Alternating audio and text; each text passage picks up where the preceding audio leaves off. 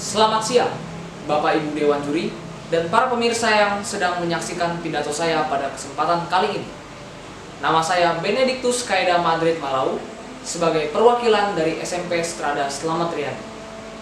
Pada kesempatan kali ini, saya akan menyampaikan pidato saya yang berjudulkan Korupsi di Bidang Pendidikan, sebuah masalah yang tak hanya diketahui namun juga harus diatasi.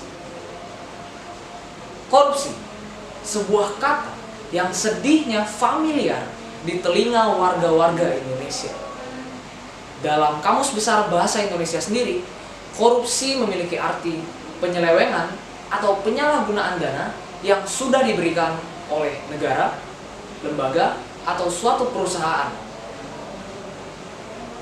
Korupsi terdengar familiar di telinga warga Indonesia karena banyak sekali kasus-kasus korupsi yang dilakukan oleh lembaga kenegaraannya itu sendiri, seperti DPR, DPRD, kementerian, dan masih banyak lagi. Namun ada satu bidang yang jarang sekali diketahui oleh warga Indonesia, yaitu bidang pendidikan. Lantas bagaimana kita sebagai siswa-siswi negara Indonesia, sebagai penerus bangsa, melawan, mencegah, atau berupaya untuk mengatasi tindakan korupsi di bidang pendidikan ini? Hal itulah yang akan menjadi pembahasan saya pada kesempatan kali ini. Kita ambil datanya. Pada tahun 2024, dilansir dari artikel kompas.com, terdapat 12% sekolah di Indonesia menyalahgunakan dana BOS tak sesuai peruntukan. 40% sekolah lainnya menerapkan praktik nepotisme, dan 47 sekolah lainnya melakukan penggelembungan dana. Yang perlu kita lihat adalah angka 12% ini. Bukan angka yang besar, namun angka yang perlu diperhatikan. Karena 12% ini itu merupakan banyak sekolah, dan itu di Indonesia. Nah, itu pada tahun 2024. Pada tahun 2025 sendiri sudah tercatat tidak kalah banyaknya kasus korupsi di bidang pendidikan. Contohnya, pada Maret 2025, kepala SD di Bekasi tertangkap atas dugaan penyelewengan dana BOS sebesar 615 juta rupiah. Lalu ada lagi penggelapan dana BOS sebesar 772 juta rupiah yang dilakukan oleh kepala SMA 19 Medan. Lalu yang paling parah adalah penyelewengan dana atau penggelapan dana PIP yang dilakukan oleh kepala SMAN 7 Cirebon sebesar 467 juta.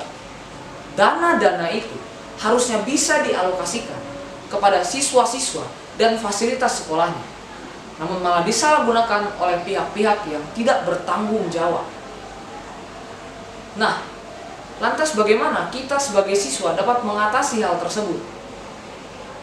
Kalau kita lihat, alasan-alasan korupsi ini terjadi adalah lingkungan sekolahnya yang tidak transparan, sehingga menciptakan peluang atau opportunity bagi pelaku korupsi untuk menjalankan aksinya.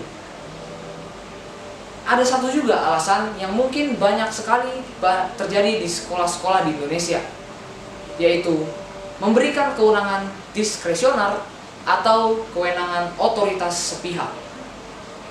Nah, kita sebagai murid patut prihatin dengan kasus korupsi-korupsi ini. Karena korupsi itu bukan hanya urusan guru dan karyawan sekolah.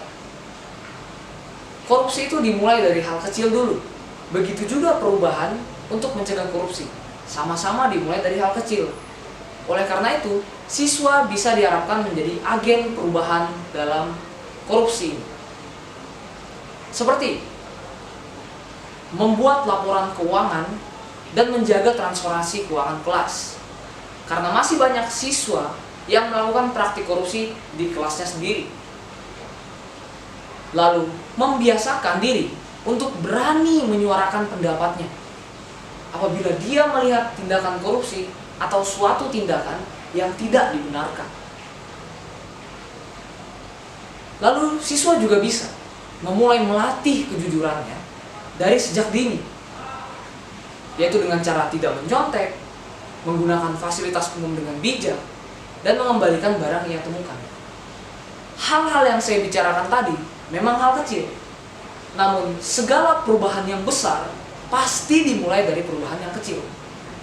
Oleh sebab itu, diharapkan siswa dan warga sekolah dapat menjadi agen perubahan dalam kasus korupsi ini. Kesimpulannya, korupsi itu banyak terjadi di bidang-bidang tertentu. Tidak luput juga bidang pendidikan.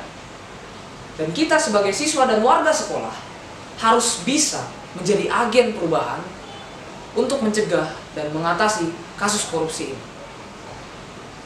Pada kesempatan kali ini, saya meminta pemirsa mengingat satu hal.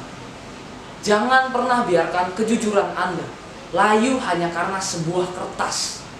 Bangsa yang besar tidak berasal dari gedung-gedungnya yang tinggi, namun berasal dari rakyatnya yang berani menyuarakan pendapatnya, berani memprotes apabila ada suatu tindakan yang tidak dibenarkan. Karena integritas bukan suatu kata belaka, namun juga merupakan identitas bangsa Indonesia ini. Sekian dari saya. Mohon maaf apabila ada salah kata. Terima kasih. Selamat siang.